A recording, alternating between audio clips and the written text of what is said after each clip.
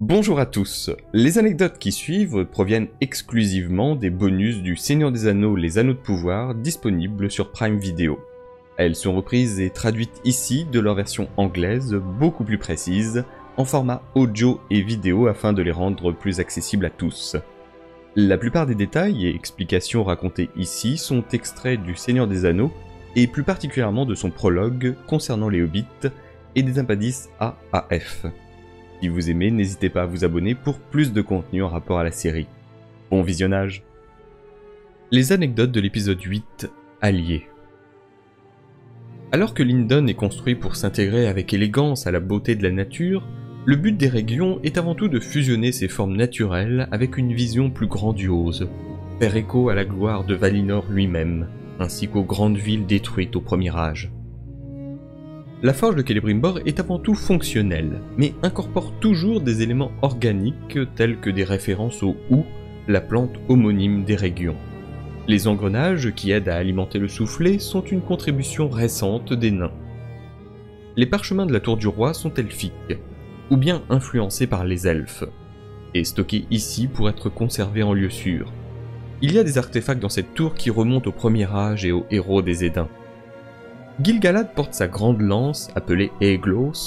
Sur sa poignée se trouve un avertissement à ses ennemis dans la langue elfique Sindarin.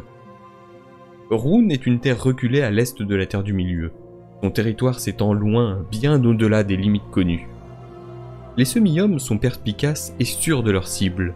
S'ils se penchent pour lancer une pierre, même les bêtes sauvages ont la présence d'esprit de se mettre à couvert. Les navires numénoréens sont les meilleurs que l'humanité ait jamais créés. Ils sont bien adaptés aux longs voyages en mer, et les marins édins sont des navigateurs sans égal. Les mondes visibles des vivants et invisibles des ombres existent partout à la fois sur la Terre du Milieu et au-delà, mais seuls des êtres spéciaux peuvent accéder à l'invisible. L'or et l'argent de la dague de Finrod symbolisent les deux arbres de Valinor qui émettaient une lumière dorée et argentée dans les terres immortelles durant les jours anciens.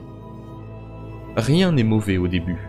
Même Sauron ne l'était pas, car le mal tente, corrompt et difforme, comme Morgoth l'a fait à tant de personnes durant les jours anciens. De nombreuses histoires ont été racontées sur les sorciers, ou Istari, au cours des époques ultérieures, mais toutes n'ont pas encore été entendues. Les pieds velus peuvent errer très loin à travers les terres sauvages, mais ils suivent toujours un chemin général. Il leur est rare et inhabituel de s'éloigner aussi loin des sentiers. Les trois anneaux des elfes n'ont pas été créés pour la force, la domination ou la richesse thésaurisée, mais pour l'entente, la création et la guérison, afin de préserver toute chose intacte.